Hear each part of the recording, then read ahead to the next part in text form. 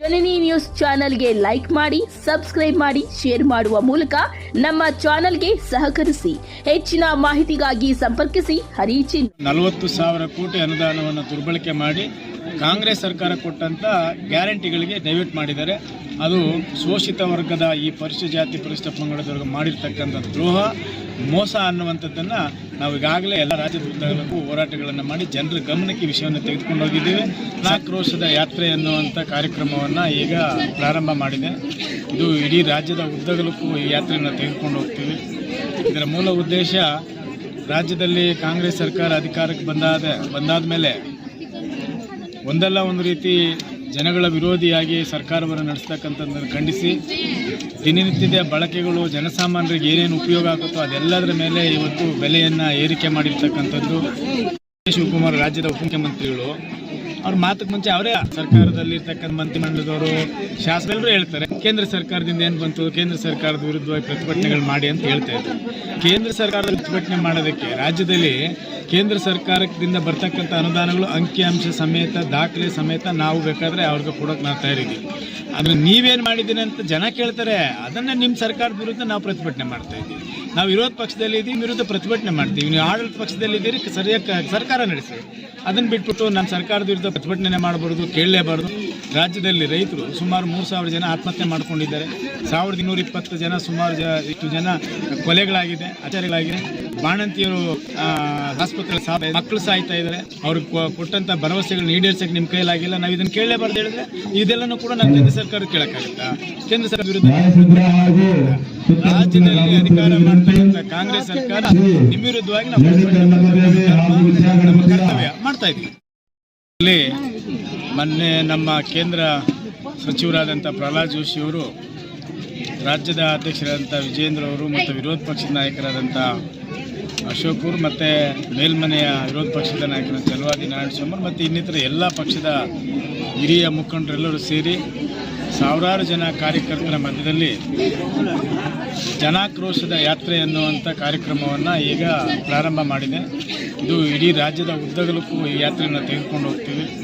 ಇದರ ಮೂಲ ಉದ್ದೇಶ, ರಾಜ್ಯದಲ್ಲಿ ಕಾಂಗ್ರೆಸ್ ಸರ್ಕಾರ ಅಧಿಕಾರಕ್ಕೆ ಬಂದಾದ ಮೇಲೆ ಒಂದಲ್ಲ ಒಂದು ರೀತಿ ಜನಗಳ ವಿರೋಧಿಯಾಗಿ ಸರ್ಕಾರವನ್ನು ನಡೆಸ್ತಕ್ಕಂಥದ್ದನ್ನು ಖಂಡಿಸಿ ದಿನನಿತ್ಯದ ಬಳಕೆಗಳು ಜನಸಾಮಾನ್ಯರಿಗೆ ಏನೇನು ಉಪಯೋಗ ಆಗುತ್ತೋ ಅದೆಲ್ಲದರ ಮೇಲೆ ಇವತ್ತು ಬೆಲೆಯನ್ನು ಏರಿಕೆ ಮಾಡಿರ್ತಕ್ಕಂಥದ್ದು. ಉದಾಹರಣೆಗೆ ಪೆಟ್ರೋಲು, ಡೀಸೆಲ್ಲು ಮತ್ತು ದವಸ ಧಾನ್ಯಗಳು ಎಲ್ಲದರ ಮೇಲೆ ಕೂಡ ಬೆಲೆ ಏರಿಕೆ ಮಾಡಿದ್ದಾರೆ. ಇವರು ಸರ್ಕಾರ ಮಾಡುವಂಥ ಸಂದರ್ಭದಲ್ಲಿ BJPಯನ್ನು ವಿರೋಧ ಮಾಡಿಕೊಂಡು ಅಧಿಕಾರಕ್ಕೆ ಬಂದರು. ಶೋಷಿತರಿಗೆ ಮತ್ತು ಹಿಂದುಳಿದವರಿಗೆ, ಎಲ್ಲ ವರ್ಗದವರಿಗೆ ನಾವು ಎಲ್ಲ ರೀತಿ ಸೌಕರ್ಯಗಳನ್ನು ಕೊಟ್ಟು ನಾವು ಅಭಿವೃದ್ಧಿ ಮಾಡ್ತೀವಿ ಅಂತೇಳಿ ಭರವಸೆಯನ್ನು ಕೊಟ್ಟು ಅಧಿಕಾರಕ್ಕೆ ಬಂದಂಥ ಕಾಂಗ್ರೆಸ್ ಸರ್ಕಾರ ಇವತ್ತು ತನ್ನ ಪ್ರಣಾಳಿಕೆಯಲ್ಲಿ ಕೊಟ್ಟಂಥ 5 ಗ್ಯಾರಂಟಿಗಳನ್ನು ಪೂರೈಸಲಿಕ್ಕೆ ಇನ್ನುಳಿದಂಥ ಎಲ್ಲ ಇಲಾಖೆಗಳಲ್ಲಿ ಯಥೇಚ್ಛವಾಗಿ ಮಿತಿಮೀರಿ ಬೆಲೆ ಏರಿಕೆಗಳನ್ನು ಮಾಡಿರ್ತಕ್ಕಂಥದ್ದು ಜನಸಾಮಾನ್ಯರ ಮೇಲೆ ದೊಡ್ಡ ಹೊರೆ ಬಿದ್ದಿದೆ. ಜನಸಾಮಾನ್ಯರು ನೆಮ್ಮದಿಯಾಗಿ ಬದುಕಬೇಕು, ಬೆಲೆಗಳು ಕಡಿಮೆ ಆಗಬೇಕು, ಆ ರೀತಿ ಸರ್ಕಾರ ನಡೆಸಬೇಕಂತೇಳಿ ನಾವು ಸರ್ಕಾರದ ವಿರುದ್ಧವಾಗಿ ಜನಾಕ್ರೋಶದ ಒಂದು ಯಾತ್ರೆಯನ್ನು ನಾವು ಇವತ್ತು ಪ್ರಾರಂಭ ಮಾಡಿದ್ದೀವಿ. 5 ಗ್ಯಾರಂಟಿಗಳನ್ನು ಹೆಣ್ಣುಮಕ್ಳಿಗೆ ಕೊಡ್ತೀವಿ ಅಂತೇಳಿ ಭರವಸೆ ಕೊಟ್ಟಿದ್ದಾರೆ. ಹೆಣ್ಣುಮಕ್ಳಿಗೆ 2,000 ಕೊಟ್ಟು ಅವ್ರ ಮನೇಲಿರ್ತಕ್ಕಂಥ ಗಂಡಸರ ಜೋಬಿಗೆ ಕತ್ರಿ ಹಾಕಿ ಒಬ್ಬೊಬ್ಬರ ಗಂಡಸರ ಜೋಬಿನಲ್ಲಿ ತಿಂಗಳಿಗೆ 5,000 ರೂಪಾಯಿ ವಸೂಲಿ ಮಾಡ್ತಾ ಇದ್ದಾರೆ. ಗಂಡಸರ ಹತ್ರ ದುಡ್ಡು ತಗೊಳ್ಳೋದು, ಹೆಂಗಸರು ಕೊಡೋದು. ಈ ರೀತಿ ಕಾಂಗ್ರೆಸ್ ಸರ್ಕಾರ ಅಧಿಕಾರ ಮಾಡ್ತಾ ಇದೆ. ರಾಜ್ಯದಲ್ಲಿ ಯಾವುದೇ ಒಂದು ರೀತಿಯ ಅಭಿವೃದ್ಧಿ ಕಾಣ್ತಾ ಇಲ್ಲ. ಉದಾಹರಣೆಗೆ ನಮ್ಮ ಕ್ಷೇತ್ರದಲ್ಲೂ ಕೂಡ ಯಾರಾದರೂ ಹೇಳಿ, ನಾವು ರಾಜಕೀಯ ಪ್ರೇರಿತವಾದಂಥ ಆರೋಪಗಳನ್ನು ಮಾಡ್ತಾ ಇಲ್ಲ. ವಸ್ತುಸ್ಥಿತಿಯನ್ನು ಕಣ್ಣಲ್ಲಿ ನೋಡಿದಂಥ ಎಲ್ಲ ಊರುಗಳಿಗೆ ಹೋಗ್ರಿ, ಇಲ್ಲಾದರೂ ಒಂದು ಕಡೆ ಡೆವಲಪ್ಮೆಂಟ್ ಆಗಿದೆ, ಮನೆಗಳು ಸಿಗ್ತಾ ಇದೆ, ಹೋಗ್ಲಿ ನಿರಾಶ್ರಿತರಿಗೆ. ನಾವು ಅಧಿಕಾರದಲ್ಲಿದ್ದಂಥ ಸಂದರ್ಭದಲ್ಲಿ ಸಾವಿರಾರು ಮನೆಗಳು ತರ್ತಾ ಇದ್ವಿ. ಇವತ್ತು ಪಂಚಾಯತಿಗೆ 2-3 ಕೂಡ ಸಿಗೋದು ಕಷ್ಟ ಆಗಿದೆ. ಇವರೆಲ್ಲ ಸದಸ್ಯರುಗಳಾಗಿ ಅಧಿಕಾರವನ್ನು ಮಾಡ್ತಾ ಇದ್ದಾರೆ ಪಂಚಾಯತಿನಲ್ಲಿ. ಎಲ್ಲಿ ಬರ್ತಾ ಇದೆ ಕೇಳಿದ್ರು? ಪಂಚಾಯತಿ ಅಭಿವೃದ್ಧಿ ಕೂಡ ಅನುದಾನ ಇಲ್ಲ. ಕೇಂದ್ರ ಸರ್ಕಾರದಿಂದ ಬರ್ತಕ್ಕಂಥ NREG ಸ್ಕೀಮ್ ಇಲ್ಲ ಅಂತ ಹೇಳಿದರೆ ಇವತ್ತು ಪಂಚಾಯತಿಗಳು ಕೂಡ ಬೇಗ ಹಾಕಬೇಕಾಗಿತ್ತು. ಅಂಥ ಪರಿಸ್ಥಿತಿಯಲ್ಲಿ ಇವತ್ತು ಸರ್ಕಾರ ಮಾಡ್ತಾ ಇದ್ದಾರೆ ಕಾಂಗ್ರೆಸ್ ಅವರು. ಅದಕ್ಕೆ ರಾಜ್ಯದಲ್ಲಿ ಜನ ಯಾಕಪ್ಪ ಕಾಂಗ್ರೆಸ್ ವೋಟ್ ಹಾಕ್ತೀವಿ, ಯಾಕೆ ಕಾಂಗ್ರೆಸ್ ಅಧಿಕಾರಕ್ಕೆ ಬಂತು, ನಾವು ತಪ್ಪು ಮಾಡ್ತೀವಿ ಅನ್ನೋಂಥ ನೋವನ್ನು ಕಾಂಗ್ರೆಸ್ ವೋಟ್ ಹಾಕಿದಂಥವರು ಇವತ್ತು ಅದನ್ನು ಮಾತಾಡ್ತಾ ಇದ್ದಾರೆ. ಮುಂದಿನ ದಿನಗಳಲ್ಲಿ ಕಾಂಗ್ರೆಸ್ ತೊಲಗ್ತದೆ, BJP ಅಧಿಕಾರಕ್ಕೆ ಬರ್ತದೆ. ಅಲ್ಲಿ ತನಕ ನಿರಂತರವಾಗಿ ನಮ್ಮ ಹೋರಾಟ ಇದೆ.